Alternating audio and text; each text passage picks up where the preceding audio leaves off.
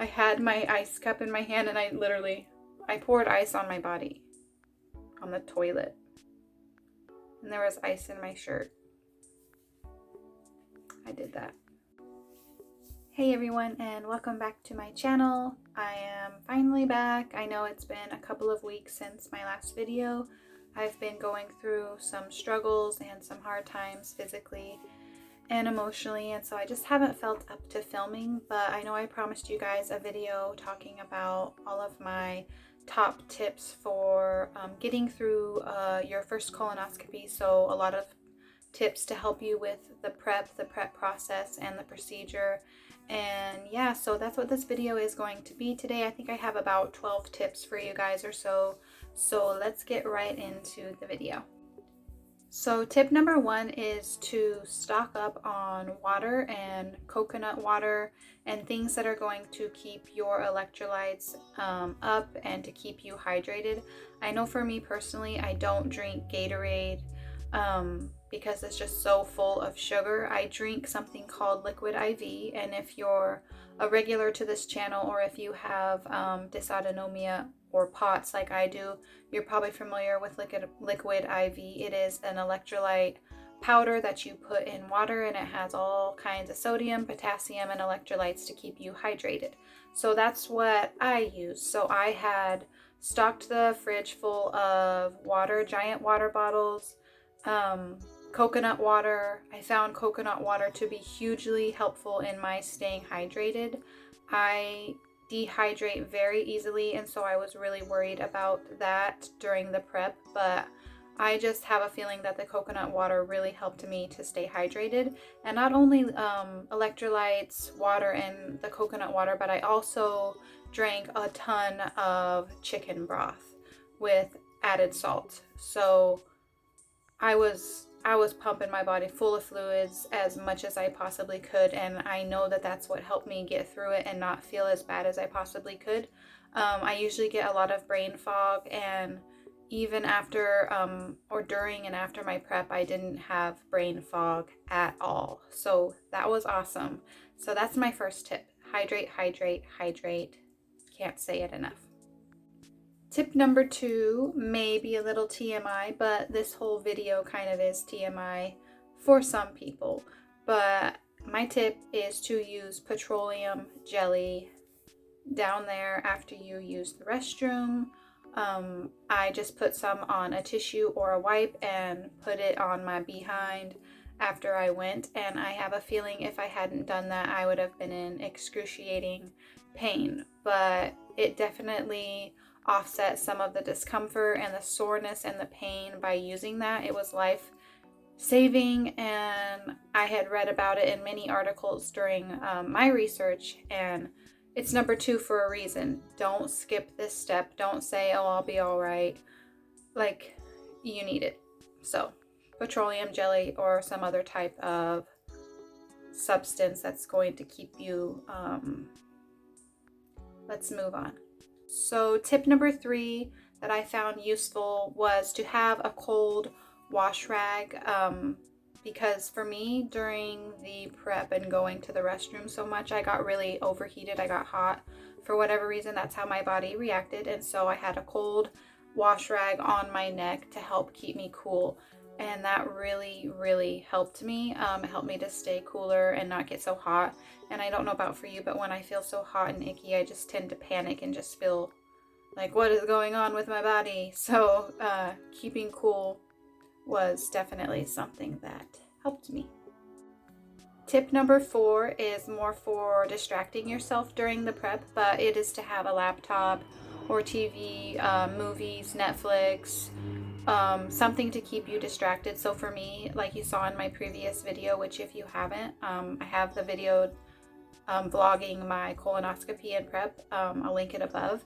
But I had the hotel chair. It was a really big bathroom. I had the hotel chair in front of me, and I had my tablet sitting on the chair, and I could watch Netflix or Hulu or whatever to kind of distract myself, and that actually really helped for a while. Or I would watch some type of funny video on YouTube. yeah, it really helped distract me and help to pass the time. You can also read if you're into that. I love reading, but I couldn't really focus on it, so I just chose to watch something instead.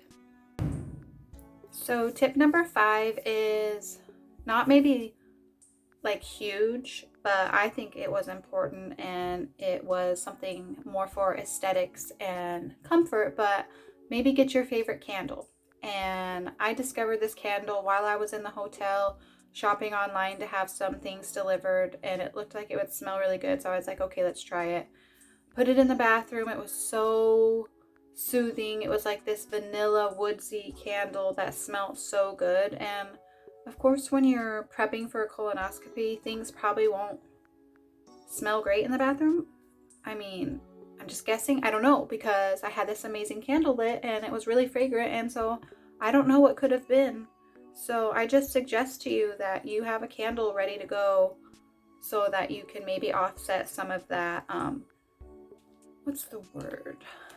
Uncomfortable nasal sensation because of the prep.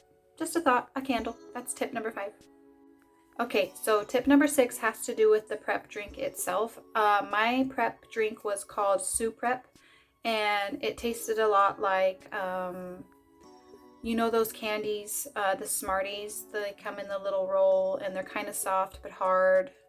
It tasted like that ground up mixed with like cherry cough syrup or something, but it wasn't as bad as I was anticipating. I'm used to drinking things that taste really salty, and I don't mind weird stuff. I don't know, I could just handle with weird stuff, I guess. But it was pretty strong. So it wasn't like I was like, ooh, this tastes awesome, and I wasn't like, ooh, this is the worst thing in the world. But you definitely can do some things to mitigate the nastiness. I know a lot of people are really sensitive to gross taste. So if you are, what I did is I realized that, oh, this might be better on ice. I already had it really cold in the fridge, but I started pouring it on ice in a separate cup and sip on it that way. I also would take a sip of the soup prep or a drink of it, and then I would take a sip of water, and I would do that to kind of offset the taste in my mouth, and that really helped to get it down. So yeah, and then also when you're done with the soup prep drink, you can continue your other drinking and electrolytes, chicken broth, things like that, and ice. I like to also chew on ice to distract myself and to keep myself cool. At one point, I felt so hot. I had my ice cup in my hand, and I poured ice on my body on the toilet. And there was ice in my shirt. I did that. But, you know, desperate times call for ice. So that's tip number 6. Maybe drink it on ice if you can. Tip number 7 goes along kind of with number 6, but after you're done with your actual elixir for the prep, go ahead and sip on some coconut water on ice. Like I said, I found like coconut water was like my savior during this whole thing. It's filled with electrolytes and replenishes you. And for me, it just makes a huge difference. I notice a big difference in energy when I drink coconut water and in brain fog versus just other things. So I sipped on a ton. I had these giant 33 ounce. I think I brought 3 or 4 of them with me to the hotel, and I drank them all. And I just sipped on coconut water and ice chips during my Netflix, Hulu, toilet extravaganza. That's my next tip. Tip number 8 is really important. Do not overlook this, but use wipes. Use wipes on your bottom and not toilet paper. Toilet paper is really irritating. It's really drying. It's really, it takes away all of your natural oils, which are going to be, you know, out the window anyways because of what you're doing. But yeah, use sensitive wipes if you can, especially if you have sensitivities. Use something soothing like with maybe aloe in it, and just stick with those wipes instead of toilet paper, and it's going to help you a lot in your pain and discomfort, I promise you. Number 9 might be my most TMI tip / advisory / warning, but just be prepared. Like, not to scare you, but be prepared for fire hose-like emission of fluids coming from your bottom. And I'll leave it at that. My 10th tip is more for after the procedure, but definitely listen to the doctors and to your paperwork when it says eat lightly and slowly reintroduce foods. Some people on their videos and in articles, they say they go out to Chuck E. Cheese or they go to Pizza, Subway, their favorite restaurant, and they just load up on food because they're so starving. Naturally, that's what we want to do because we're hungry. We haven't eaten in over a day. You know, we want to eat. Don't do it. I mean, eat, but eat soup. Eat something light, you know, some toast, slowly introduce more solid foods. I didn't really listen, and I ended up eating, you know, more quickly and more hefty things than I should have, and it really hurt my stomach. It wasn't digesting, and I think I could have really helped myself a lot by easing into more mild and light foods. So just a tip to think about. We can all make our own decisions. We're all adults, but it's just maybe something you want to consider. Tip number 11 is to have your loved one take away your cell phone if you are feeling drugged up. Don't text people. I promised my husband up and down after we got back to the hotel, even though I was very drugged up still and not myself, I promised him that I was okay. Please give me my phone. I just want to text, you know, my brother, my sister, my mom. No big deal. And he was like, okay. You know, he trusted me. And I betrayed that trust because I texted countless people blabbering incoherent messages that I now read and have no clue really what they mean. And I could have saved myself some embarrassment and ridiculousness if I had just had some self-control and not texted anybody. But really, who cares? Because it's really funny. So, and people on the other side, you know, it gives them a laugh. So really, you can ignore this entire tip, really. Should I cut it out? I'll leave it to your good judgment whether or not you text. That's your choice.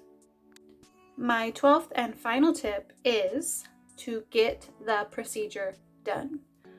I hem and hawed about this. I was, from the second my doctor told me you're getting a colonoscopy or that you need one, my immediate reaction was anxiety, you know, from my feet to my head. My body was hot. I was like, no way, I can't do this. I'm not gonna do this. I'm too young to do this. I don't really need this.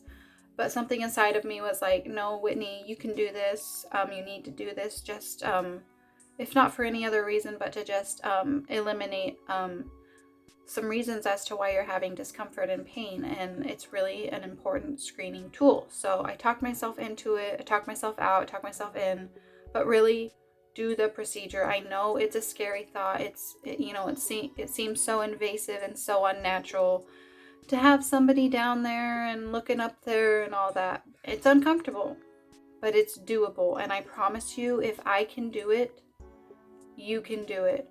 I have extreme anxiety, panic attacks, afraid of new places, new people, new situations. Like I was terrified, and I don't like to lose control, so I didn't want to be put to sleep. But if I can do it, I promise you can do it, and you're gonna feel that much stronger afterwards, and honestly, it could save your life. It is a life-saving screening tool, and I wholeheartedly encourage you to get it done if this is what your doctors are encouraging you to do. Don't let your fear stop you from doing something that could be life-saving. So it's very helpful, and like I said, it could save your life. So you can do it. Whitney did it. You can do it. I promise you. So that's going to end this video. I hope you found some of these tips helpful. I hope it encouraged you to know that you can get through it. If sissy little Whitney can do it, anybody can. And yeah, I hope you're staying well and safe wherever you are, and I'll see you in the next video. Bye.